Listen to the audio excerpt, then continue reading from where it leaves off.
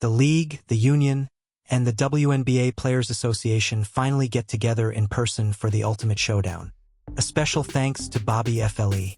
You know if you do. Head-to-head CBA negotiations resulted in a deal that proceeded exactly as planned. And guess what? The WNBA is out there toying with fire. There are no extinguishers. With diva meltdowns and fans going missing like Houdini, the league could be on the verge of complete collapse due to a TikTok outburst. Is this a reality program or a sports league? With sneakers, we're going to explain how the WNBA can unintentionally cancel itself, so stay tuned. You do not want to miss this spiral, we assure you. It's hectic, disorganized, and amusing. Let's begin. The WNBA is on the verge of a lockout, and given how poorly yesterday's talks seemed to go, I believe it's time for everyone to realize that this is most likely the course of events for the league. And given the current situation and the players' comments, that comes straight from their lips. Something they created either today or yesterday. I don't know when they said that. Instead of becoming the Avengers, these women are merely acting out a low-budget soap drama with endorsement deals and sneakers. The ability to be marketable was somehow supplanted with the ability to be annoying.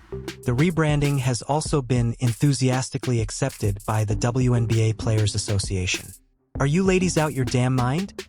The owners said in response to the Players Association's request for unusual behavior. Yes, but we'd like half of share of revenue. Yes, but we desire both of those things. Yes, people, it didn't go over so well. It was not favorably received.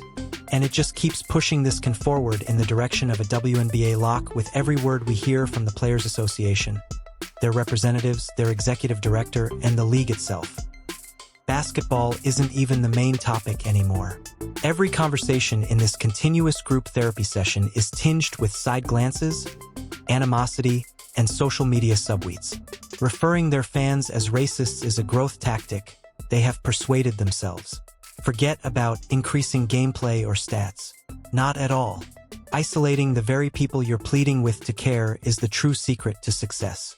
Because nothing says we're building a fan base more than making general charges in between Instagram tirades and missed layups.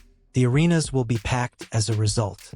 All of us have been curious about the requests made by these players in the CBA discussions. What are they requesting? Are Rolls Royces being requested? Are they requesting contracts with Jason Tatum? We have no idea what they are requesting. This morning, Gabby Williams provided us with the answers we sought. She was cooking with hot grease. Oh God. Hot oil was being used to cook by Gabby Williams. She was doing what they call clocking tea. Gabby Williams came on this morning to talk about how the players' remarks went in one ear and out the other and how the CBA talks with the owners went badly. Let us also discuss this striking nonsense. The horror, a blow. A group of basketball players who earn six figures to play for half a year are threatening to quit. So let's all hold on to our pearls. The kicker is this. At a typical game, no one outside of the 400 attendees would even notice. A league cannot be held hostage if the prisoner is unaware that it has been taken. It's similar to attempting to hold a sock puppet hostage. Feel free to hit. Take a seat. The league may earn admirers as a result of the silence. God, I really hope the WNBA has a walkout. Yes, I do. I hope WNBA women leave the league as if they were threatening the players' union. The players' decision to withdraw from their current collective bargaining agreement with the league was made public. Yes, exactly. They're choosing not to participate. That's an option. Only a day after the WNBA championships were over, they declared that the New York Liberty New York had won, which is good for the league. Large market prevailed. Despite being a big star, Caitlin Clark is not a big market. Despite their victory, the league has suffered a loss of almost $40 million this year alone. Caitlin Clark, meanwhile, is being pulled through the WNBA's emotional group project while attempting to play real basketball. In addition to elbows, cold shoulders, and media hysteria, she is now expected to comment on CBA negotiations. Not at all. Don't go to the table, Caitlin. That discussion chamber is more like a reunion of Real Housewives than it is about policy. The atmosphere is poisonous with union representatives and footwear. They have personal objectives. Additionally, There is a lot of jealousy infused with self-importance in the air. Consider being seated next to athletes who view achievement as a finite resource. It is insulting to those who act as though every Seoul jersey is devoid of their name, who arrive at media day with a third eye for perceived slights, a chip on their shoulder, and a group chat that is ready to blow out at the slightest praise. Before making a sacrifice, Caitlin Clark ought to be enjoying golf in peace. Her sanity for an organization that appears more interested on devouring its future stars than in honoring them. Furthermore, let's not act as though everything is fine within the union. Even the WNBA Players Association president struggles to maintain harmony in her own locker room. There are sitcoms that are more harmonious than the current situation. Drama, arguments, and passive-aggressive shade. The fact that they even engage in games between bouts of the never-ending ego war is a wonder. As you can see from all of these interviews, there is a definite lack of business knowledge. Even though I will always support people getting as much money as they can and fighting for every dollar they can, they must have some degree of leverage and information that supports their position and demonstrates that they are deserving of the compensation they are receiving. The optics aren't screaming solidarity when your leader is squabbling with teammates, so perhaps it's time to rethink your movement. Their delusions are Olympic in scope, as they yell, "We can't even group text without blowing up." Somehow, players who score 6 points every game feel like they're at the forefront of a revolution. They portray it as daring to decline to shake Caitlin Clark's hand. Gaining respect is similar to harassing the league's most talked about player. No, that's how you get blowback and memes. Congratulations if the intention was to incite opposition. It's operating flawlessly. The league's front staff is most likely hiding beneath their desks in the meantime, keeping an eye on attendance figures. Shake during an earthquake like a Jenga tower. Soap opera tantrums don't appeal to corporate advertisers. They are looking for engagement, numbers, and significance. Instead, because they didn't sign up for a social lecture with their sports package, they're seeing more Twitter think pieces than highlights and fans checking out.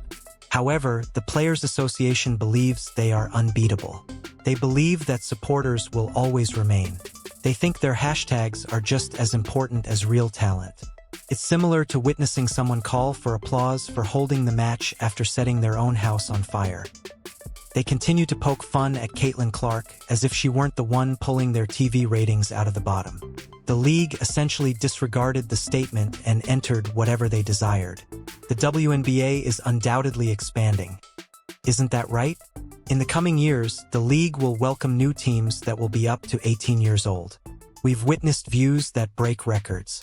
The fact that the gamers are merely requesting a means of enjoying some of those advantages shouldn't come as a surprise. Additionally, based on the appearance of, it appears that the league is moving further in the direction of a lockout, which would clearly not be beneficial for anyone given that this is currently in a stage of growth, and that negotiations are not going very well. Furthermore, she could now take a mid-morning sleep and yet contribute more to the league than all of the professional grudge holders on the roster. It is audible in every sarcastic remark, every cheap shot, and every player's insistence that they deserve it, while casually ignoring the fact that they aren't getting the support they need. Caitlin Clark is not to blame for that. The media is not to blame for it. That isn't a prefabricated justification, racism, or misogyny. It's the item. The problem is the product. And when a spark is eventually ignited, they attempt to smother it with a communal resentment rather than shielding it. Allow the strike to occur. Permit them to leave. Allow them to stamp their feet and hold their breath. The majority of the world wouldn't flinch, which is a terrible fact. The majority of casual fans would be unaware until they attempted to broadcast a game and were sent to Antiques Roadshow. The ratings may even get better at that point. This isn't the NBA. This isn't the NFL. The people in this league are causing holes in the oxygen tank as they struggle for it. Caitlin Clark should also sprint quickly. Avoid the private meetings when truth dies and egos are allowed to soar. Let the mature women who have the energy of a high school lunchroom quarrel with one other. Already, Clark has generated more excitement for the league than it has in years. They are attempting to remove her from the train as the lunch ticket. It's insane. She needs to let them go their own way and concentrate on her mission. play top-tier basketball instead of tending to injured pride. The officials are aware of what they are and are not calling. They are aware of what not to look for. Caitlin Clark is a huge celebrity, and I question whether they aren't intentionally calling her names. Now, I'm not claiming that's the reason she was injured. I'm not suggesting anything, but I'm wondering if, simply by watching these games, they aren't calling fouls when she intentionally gets struck. Because of the criticism and the potential consequences, the image of Caitlin Clark receiving a lot of foul calls and being a superstar, and the impact that would have on the WNBA's discourse and game attendance. The way players talk as like they are holding the cards is what makes this whole situation even more ridiculous. The cards. You're bluffing with the napkin, ma'am. Only those who continue to publish Instagram stories have failed to recognize the change in the power dynamics. About sitting courtside in bespoke sneakers and being ignored. It's not a glitch, the Caitlin Clark effect. It has become the new norm. And get out of the path if you can't meet it. Fans are paying attention now for a purpose. Seats are filling up for a purpose. Furthermore, it's not due to ambiguously hostile tweets or commitments made during collective bargaining. The reason is that, for the first time in a very long time, there is a player who is genuinely entertaining to watch, who improves the game, and who, gasp, is relatable. Additionally, the WNBA as a whole is pushing. I hope she doesn't notice when I put her in the drama dungeon. Since she is the league's golden goose, they ought to be promoting her, shielding her, and developing around her. Instead, they are allowing the establishment to attack her as though she is to blame for their peak during the Obama era. It's absurd. It's pitiful, and that's precisely why the league runs the risk of collapsing under the weight of its own negative outlook. Allow the strike to occur. Send out tweets. Allow the Players Association to. There is still hope as long as Caitlin Clark remains above the mess, so the president can dispute with her own reflection if she so chooses.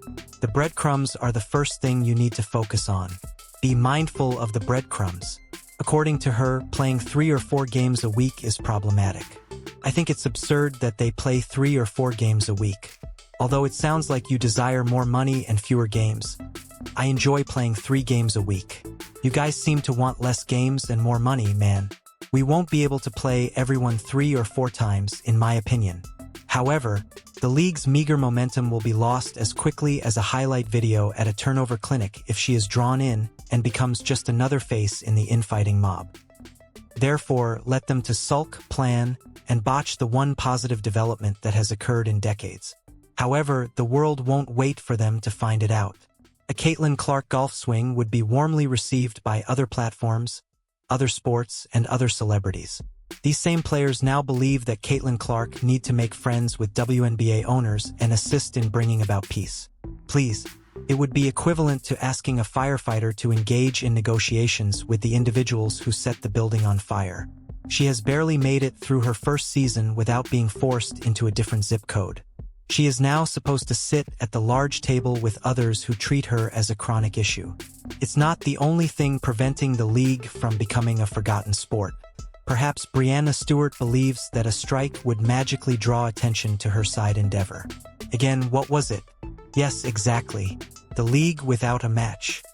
Because nothing exudes self-assurance in your professional league, such as starting a different one during your leisure time. This isn't a growth of the business. It's real-time backup planning. Premature ruination of another party at the WNBA landfill. This league is awful. They simply can't seem to get a break. In the WNBA, today was meant to be a day of celebration. July 9th, Wednesday. This was meant to symbolize the perfect reappearance of the Star of Stars, the icon of icons, and the Great White Hope. Mostly because the WNBA has never had a star in its 30 years of existence. Only the stars in the sky are visible to WNBA players. It is the basketball equivalent of texting your ex-boyfriend in case things don't work out. It's a lovely irony. The WNBA's best names are busy planning a side project as if they already knew the primary gigs on shaky ice, while the league tries to unite around unity and growth. Let's also discuss unequaled, or unwatchable as some may refer to it. It's basketball karaoke night, ? With the occasional crossover, it's paint by numbers. Unfortunately, no one is reminding people about it unless Caitlin Clark is performing. Unrivaled seems to be the WNBA's take on those unwelcome Hollywood spin-offs. Like making a supporting character the main character without understanding why people came in the first place. They're betting that fewer players and a tighter court would somehow conceal the fact that there isn't much talent in the pool overall. Highlight reels of one-dribble pull-ups and missed layups aren't exactly igniting the internet. 5-on-5 WNBA play is already having trouble holding spectators' attention. Caitlin Clark is the sole reason people are watching these days. Even then, part of the purpose is to see if she makes it through the next unintentional shoulder check. Thus, it appears that the current CBA talks are not proceeding at all. Reports state that the WNBA players reportedly rejected their new CBA offers after the league presented them to them. Now, even though we are unsure of the precise specifics of what the league has provided, we are aware of some of the players' responses. For instance, Breanna Stewart of the New York Liberty expressed her frustration, stating that they have essentially disregarded all of their requests. Reports state that the players are now seeking better terms, more income sharing, and more yearly compensation. Beyond that, the league seems to be a jumble of rehashed drama, mid-tier competition, and contrived rivalries. What's left after you take Clark out of the equation?